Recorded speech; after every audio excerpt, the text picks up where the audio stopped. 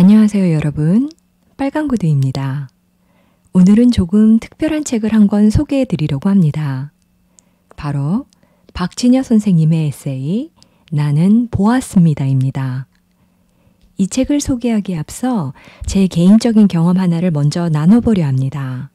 오래전 제가 전생을 알아보기 위해 박진여 선생님을 2번 정도 찾아간 적이 있었어요.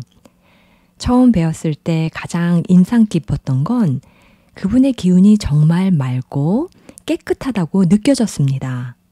말없이 앉아 계셔도 공간 전체가 맑아지는 것 같은 어딘지 모르게 마음이 정돈되는 그런 느낌이었습니다.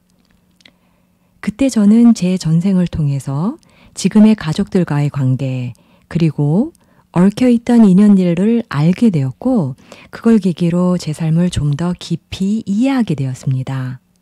그저 현재의 현상만 보던 시야에서 시간을 넘어 이어져 온 흐름을 바라보게 되었다고나 할까요? 그 경험은 제게 특별한 경험으로 남아 있습니다. 이 책 나는 보았습니다는 그 박진여 선생님께서 오랜 시간 동안 눈에 보이지 않는 세계를 마주하고 느끼고 전해온 이야기들을 한 문장 한 문장 진심으로 써내려간 기록입니다. 박진여 선생님은 기와 에너지의 세계를 오랫동안 탐구해온 영적 탐구가이자 제가 보기에 채널러이시며 수많은 사람들의 전생과 현재의 삶을 연결해주는 통찰자이기도 하십니다. 그분의 글은 단순한 체험담이 아니라 우리 모두가 잊고 살았던 깊은 내면의 언어를 다시 떠올리게 해주는 진실한 울림을 담고 있습니다. 지금부터 이 책 속에 담긴 이야기들을 함께 읽고 느껴보는 시간 가져보겠습니다. 그럼 시작해 보겠습니다. 죽음 이후 영혼은 어떤 차원으로 이동합니까? 나에게 전생을 물어오는 사람 중에는 사랑했던 가족이나 친구 등 먼저 떠나보낸 이들의 영혼이 어떤 영적인 상태에 있는지 궁금해하는 경우가 많다. 그 영혼들이 저승에 온전히 가지 못하고 구천을 떠도는지 아니면 성경에서 말하는 죽음의 계곡을 헤매고 있는지에 대해 묻곤 한다. 죽음이라는 차원은 우리의 의식으로는 이해하기 어려운 영역이다. 우리가 살아가는 차원이 3차원, 즉 물질계라면 죽음 이후는 또 다른 차원의 세계에 해당한다. 인간은 죽음에 대한 두려움과 공포로부터 자유롭지 못한 존재이다. 이는 물질적 육체에 대한 집착과 상실감에서 비롯된다. 대부분의 사람은 육체를 가지고 살았던 경험 때문에 그 기억에서 자유로울 수가 없다. 그러나 죽음의 단계를 제대로 인식하는 영혼은 자신이 속했던 시간과 공간의 물리적 간섭에서 벗어날 수 있다. 이러한 경우 그 영혼은 3차원보다 높은 다른 차원의 세계에서 자신의 생각을 자유롭게 다스리고 설계할 수 있다. 이 차원은 물질적 육체가 없는 심령체가 존재하는 영적 공간으로 감각과 정신의 중심체로서 4차원계인 심령계에 속한다. 심령계는 공간의 제약이 없기 때문에 카르마의 법칙과 영향으로부터 비교적 자유롭다. 5차원계는 천상계로 2차원은 더 높은 상위 차원과 연결되어 있다.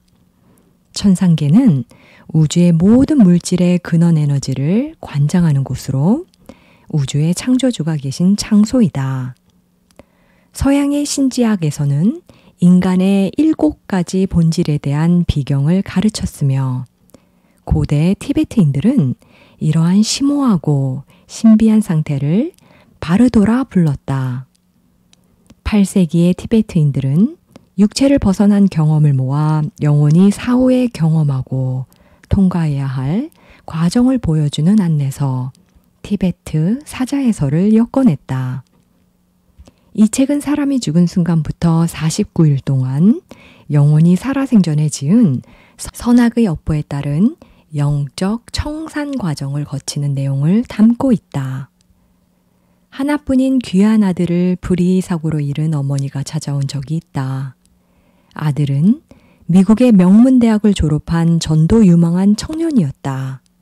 전생 리딩은 이러했다. 그녀는 조선시대의 어느 양갓집의 딸로 태어났다. 성인이 되어 명문가의 맏며느리로 시집갔으나 자손이 귀했던 시댁에서 아들을 낳지 못하고 계속 딸들만 낳게 되자 네 번째로 태어난 딸이 죽었다고 거짓 소문을 퍼뜨렸다. 그리고 어느 날 새벽 동이 트기 전에 그 딸을 산 너머 절에 몰래 버렸다. 버림받은 딸은 후에 비구니가 되었으나 타고난 병약함과 자신이 벌어졌다는 상실감과 배신감을 극복하지 못하고 젊은 나이에 죽고 말았다. 모진 마음으로 딸을 버렸던 어머니는 그 딸이 살아생전 수행하던 절을 찾아가 참회의 기도를 많이 올렸다. 리딩에 따르면 그 딸이 현생에서 먼저 세상을 떠난 아들의 전생이라고 한다. 현생에서 아들의 죽음은 전생의 딸이 내생에 세운 영적 계획의 일부라고 리딩은 말했다. 전생에서 어머니에게 버려졌던 딸은 현생에서 어머니의 아들로 태어나 그때 받지 못했던 사랑을 모두 받았다. 그러나 예정된 죽음, 계획된 영적 프로그램에 따라 아들, 즉 전생의 딸은 다시 어머니를 버렸다. 아들의 죽음으로 홀로 남겨진 어머니는 평생 치유될 수 없는 처절한 외로움과 상실감, 깊은 상처를 겪게 되었다. 카르마의 법칙은 징벌이나 단죄가 목적이 아니다. 그 법칙은 서로의 경험을 통해 가해자와 피해자의 역할을 맞바꾸어서 이를 통해 각자의 영적 균형을 맞추는데 그 목적이 있다. 그때 버림받고 죽었던 딸의 영혼은 현생에서 아들로 태어나 전생에 자신이 경험했던 고통을 어머니에게 되돌려준 것이다. 그렇게 자신이 경험했던 영적 상처를 어머니에게 돌려줌으로써 그의 영혼이 가지고 있었던 영적 트라우마를 치유받을 수 있었다. 리딩을 통해 본 아들의 영혼은 영계에서 비교적 차분하고 편안해 보였으며 지구에 다시 환생의 더 높은 차원으로 나아가기 위한 공부를 준비 중인 것으로 보였다. 또 다른 사례로 수백억 원의 자산을 가진 아버지가 갑자기 사망하자 재산 상속 문제로 가족 간 불화가 깊어진 한 여성의 리딩이다. 그녀 아버지의 영혼은 지상에 남겨둔 재산과 소유물에 대한 집착과 미련 때문에 자신이 이미 죽었다는 사실을 인식하지 못한 채 살아생전 거주했던 주변을 떠나지 못하고 배회하고 있었다. 영적인 상태에서 본 영혼은 자신이 이미 중음계에 있다는 사실을 깨닫지 못하고 방황했다. 그러면서 가족이나 평소에 알고 지내던 사람들이 자신에게 주의를 기울이지 않는 것에 대해 크게 분노했다. 그 영혼은 이렇게 말했다. 이곳은 어딥니까? 내 아내나 자식들은 내가 부르는데도 왜 대답하지 않고 서로 싸우고 다투며 분노하고 있습니까? 왜 내가 불러도 아무도 대답하지 않나요? 이처럼 애착과 집착이 영혼의 의식을 가로막아 자신의 죽음을 받아들이지 못하게 된 결과로 분노가 발생한 것이다. 이러한 욕망은 우리가 경계해야 할 마음이다. 이를 설명하기 위해 어린 시절의 소꿉놀이를 예로 들 수 있다. 땅 따먹기 놀이는 땅에 사각형의 선을 그려놓고 동그랗게 생긴 작은 돌을 손가락으로 튕겨서 그 돌이 닿은 만큼의 공간을 차지하는 놀이다. 그렇게 놀다가 저녁이 되어 엄마가 집에 들어오라고 부르면 놀이는 끝나고 아이들은 각자의 집으로 돌아간다. 이 놀이를 세상의 부나 재산의 가치로 표현한다면 죽음이 다가와 우리의 인생놀이가 끝날 때 그동안 우리가 차지했던 땅은 아무 미련 없이 놓아두고 집으로 돌아가는 것이 맞다. 그러나 한 아이가 자기가 차지한 땅이 아까워서 어둠이 깔린 놀이판을 떠나지 못하고 망설인다면 그 모습이 얼마나 어리석고 미련한 것인지 우리는 쉽게 알 수 있다. 리딩은 만약 지금의 상태가 길어지면 아버지의 영혼은 살아생전에 남긴 세속적 욕망 때문에 영계의 정상적인 단계를 벗어날 수 있다고 경고했다. 자신이 죽었음을 알지 못하고 살아있는 가족들의 에너지를 통해 계속 물질계에 남아있으려 하기 때문이다. 쉽게 말해 귀신이 될 수 있다는 것이다.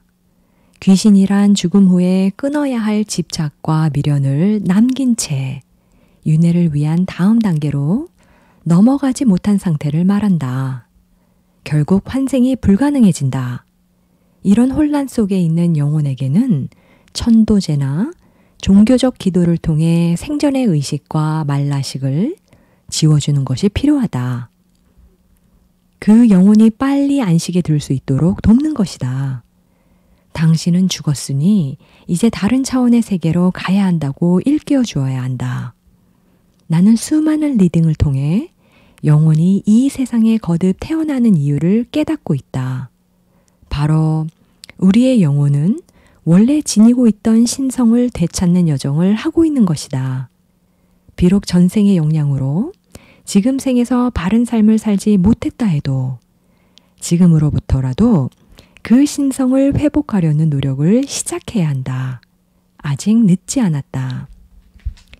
이 지점에서 한 가지 짚고 넘어가야 할 조심스러운 부분이 있다.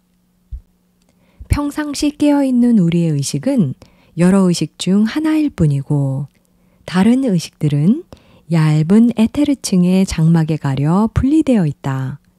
대부분의 사람에게는 이러한 세계가 꿈을 꿀 때를 제외하면 매우 낯설다. 그러나 그 영의 세계는 언제나 존재한다. 영적으로 어느 정도 깨달음에 이른 소수의 사람은 자신의 자발적 의지로 4차원인 심령계의 일부분을 경험할 수 있다. 그들은 선이나 명상 수행 중에 전오식과 연결된 의식을 분리시키면서 얻게 되는 영적 공간에 다가갈 수 있다. 이것은 영혼의 일부 분리에 불과하며 영혼 전체가 떠나는 죽음과는 크게 다르다. 이러한 영적 현상을 무아지경에 빠졌다거나 의식의 자기망각 상태 분리라고 할 수 있지만 영혼의 외출은 아니다.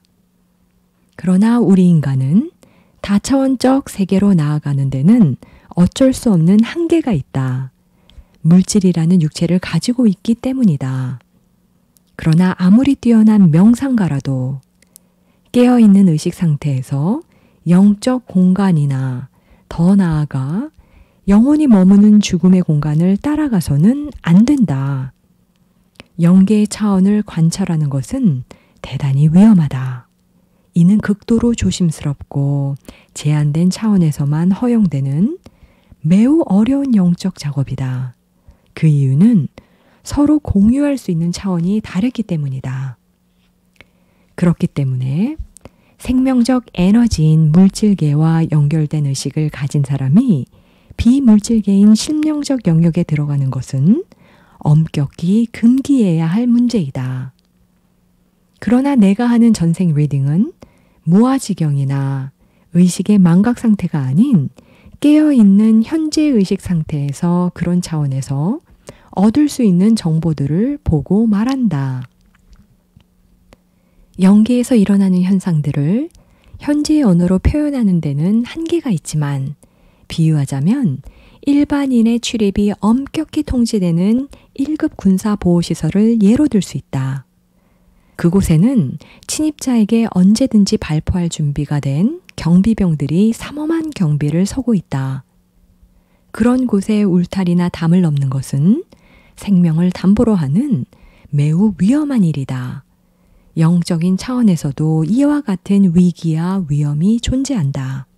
자칫 잘못하면 악령의 침범을 받을 수 있기 때문이다. 악령의 인질이 되면 그 악의 세계에서 벗어나는 것은 매우 어렵다. 조로아스터교의 이신론적 교리를 들지 않더라도 지금의 세계는 선과 악이 서로 투쟁하는 전쟁터이며 결국 선이 승리하겠지만 악의 세계는 분명히 존재한다. 영국의 철학자 데이비드 휴문 신의 영역에 대해 이렇게 정의했다. 신은 전지전능하지만 악은 존재한다. 이는 종교적이든 사회적, 윤리적이든 고대부터 악이 명확히 존재한다고 명시되어 왔음을 의미한다. 영국 심령연구학회 SPR의 창립 멤버인 프레데릭 마이어스 목사는 여러 영매자들과 교류하면서 일정 단계를 이수한 존재들이 의식 단계를 점차 높은 차원으로 옮길 수 있다고 말했다. 그들은 물질적 형태를 벗어나 시공을 초월한 차원에 들어가 결국 신과 합이라는 경지에 이른다고 한다. 여기서 신과의 합일이나 초자연적인 공간인 천상의 세계까지 운운하는 것은 사람에 따라 참으로 황당하게 들릴지도 모른다. 그러나 인간의 신의 영혼이 함께 깃들어 있다고 믿는 사람들이 있다. 그들은 인간이 신과 함께 성장하는 존재라고 믿는다. 창조론을 전제로 한다면 하나님이 잠든 아담의 갈비뼈를 취해 여자를 만들었다. 창조주가 무기질인 뼈를 사용해 여자를 창조하고 인간을 진화시켰다는 것이다. 이런 사실을 고려하면 인간이 내면에 숨어있는 신성과 함께한다는 이야기는 전혀 불가능한 말이 아니다. 그 이야기를 비약해서 만약 인간 내부에 신의 영혼이 함께 깃들어 있다면 인간의 진화는 그 범위를 훨씬 넘어설 수 있을 것이다. 현생에서의 인간은 진화의 과정에서 매우 미묘한 단계에 서 있는 듯하다. 여기서 미묘한 단계란 지금의 우리가 4차원의 세계, 10년계로 나아가야 하는데 거대한 물질 문명의 파도가 우리의 영혼이 나아가야 할 진정성을 욕망과 집착으로 만들고 한없이 침몰시켜서 계속 3차원의 세계에 가두어 버리는 상황을 의미한다. 물질적인 육체를 지닌 인간이 물질계를 벗어나는 첫걸음은 이 세상의 모든 외형적 구성체가 환상에 불과하다는 것을 깨닫는 것이다. 죽어서 다시 태어나는 것은 미완성이 완성을 향해 나아가는 것을 의미한다. 현대 인도의 스승인 스리 오로빈도는 이런 말을 남겼다. 영혼은 인간이라는 공식에 얽매이지 않는다.